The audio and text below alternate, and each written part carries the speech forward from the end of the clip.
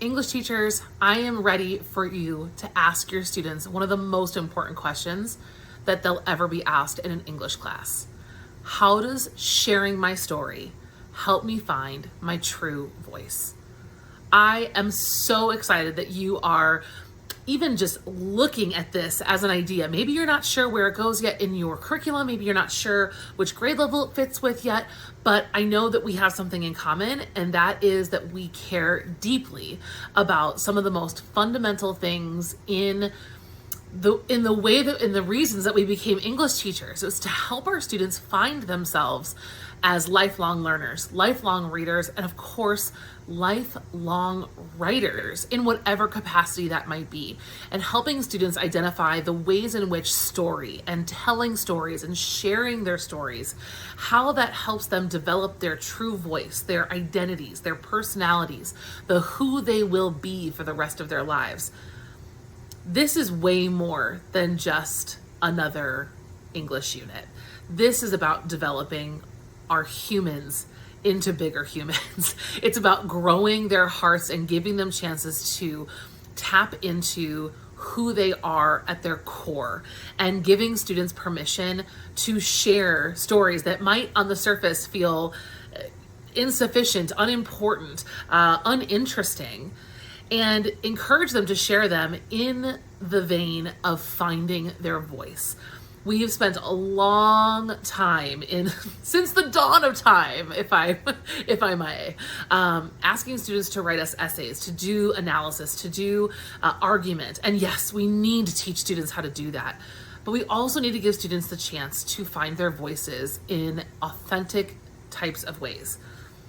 Essential questions are one of the most amazing and powerful vehicles to do this. And that's why I think this question is going to be such a great firm foundation for this unit. So how does sharing my story help me find my voice? There are 3 routes that I think are very viable options for this unit, and some more traditional, some a little less traditional. So let's go through the kind of new thought about using this essential question adventure pack. In other adventure packs, typically we will take a whole class novel approach or a lit circle novel approach and proceed forward. We will talk about those 2 options as well.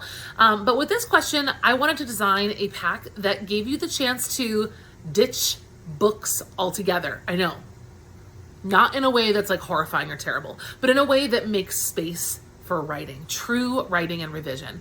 And so when I've been asked questions, I've gone to PD sessions, I've been working with schools, working with departments, doing vertical articulation. The question I get asked the most often is, how do I teach writing in an inquiry model? And how do I teach writing and genuinely make space for revision? So I want to share with you my answer to that question and demonstrate how I would do that using this essential question. My very quick answer, because I don't want to keep here forever, is to start the unit with the writing assignment, with very, very little support.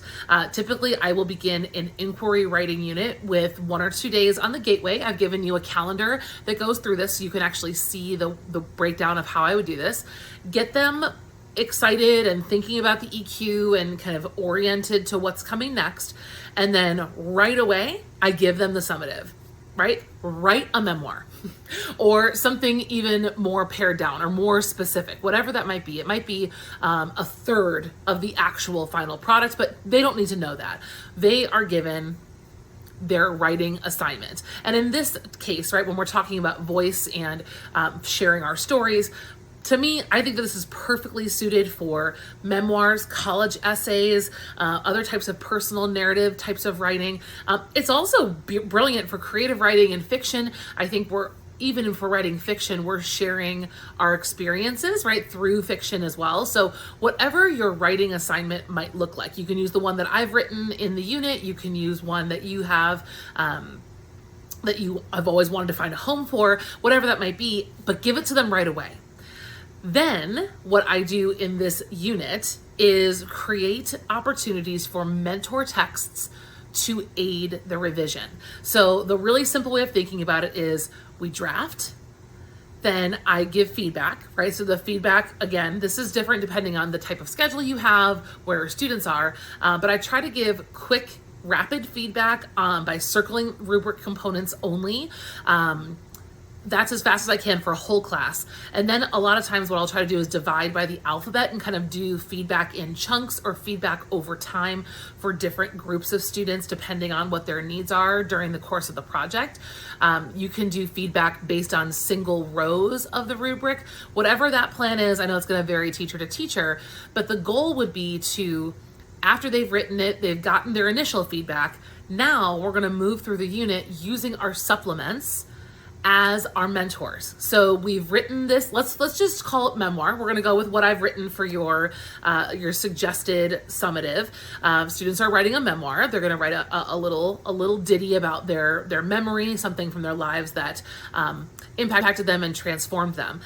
So based on whatever that first piece is, we're going to move into supplement 1, read supplement 1, do activities with supplement 1, pull out the admirable traits and qualities and patterns and techniques that supplement number 1 uses, and purposefully revise the original based on what we've learned in supplement 1. So in supplement 1, we learn from Rudissa Petty's about you, the story, and the 4 H's. So we're going to take one of the 4 H's and use that as an addition to the original writing. Then we're gonna, maybe some kids might get some feedback, some might just keep going, and then we move into the next supplement. We're gonna read whatever the next supplement, I put them in an order that does not necessarily reflect the order you have to use them in. It doesn't matter, they're actually interchangeable. But let's say we wanted to move into reading about Javier Zamora and his experience in his immigration journey from El Salvador up to the United States. There's a scene that we look at in this unit where he is on a boat in Mexico and crossing the water, very, very dark water, with a group of strangers. And his use of sensory imagery is spine tingling. I mean, he uses all 5 senses all passage long. And so maybe sensory imagery feels like the next powerful move that students can make. Maybe their original has a lot of description, a lot of plot, maybe it's even a lot of summary.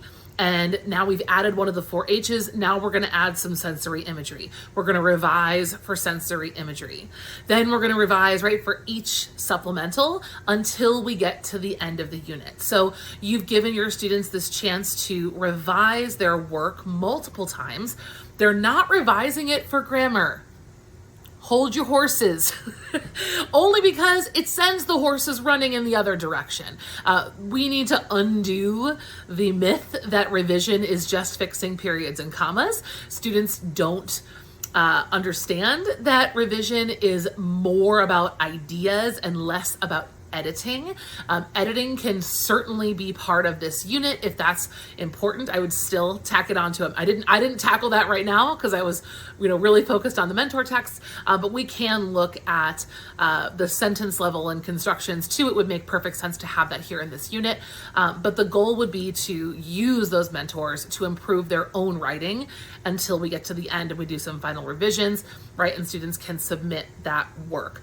I would also at that point ask students to submit a direct response to the essential question. How did sharing this story about your life help you find your voice or help you find something about yourself that maybe you never realized? How did it grow you as a writer to put yourself out there sharing something about your own life?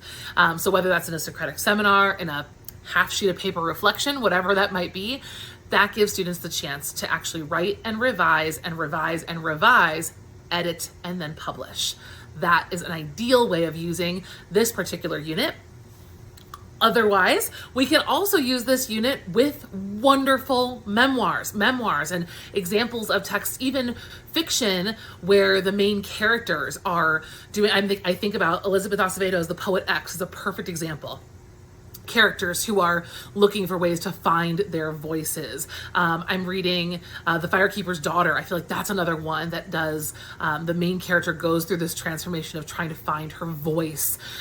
So fiction or memoir, nonfiction, all of that works brilliantly the same way it's done before, except maybe this time when we're looking at the supplements, we're not looking to use the writing, but we're looking at the writing as a reader, and we're asking questions about how this particular person, right, how Ruta Sepetys, how Javier Zamora, how Michelle Zauner, how these authors are using techniques, right, to showcase their own voices, their own experiences, and giving these other examples alongside your whole class novel, alongside your lit circle novels, where they're using their voice and they're finding their voice through their stories.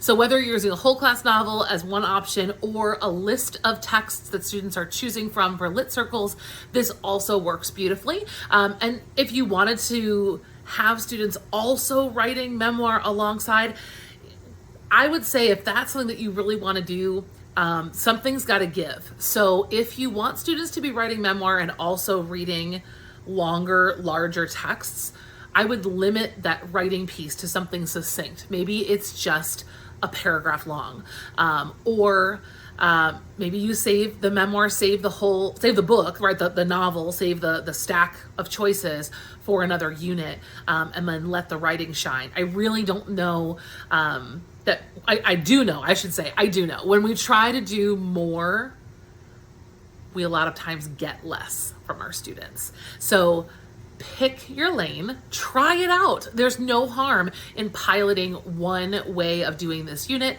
and then deciding what you liked, what you didn't like, and how you're going to do it differently next year. There's nothing wrong with that. Not at all. But I have written this unit really specifically with writing in mind, but also in a way that you can still use whole class novels. Easy peasy. I hope that this gives you lots of inspiration and ideas for using this unit. I can't wait to hear more from you of what it actually looks like in your plans and in your classrooms, because that is the most important place that these units come to life. So thank you for being here. Thank you for taking a chance on inquiry and asking your students to do the real critical thinking, hard part of what school looks like. And thank you for just working so hard to make that happen. So happy you're here, and we'll see you in the next Essential Question Adventure Pack.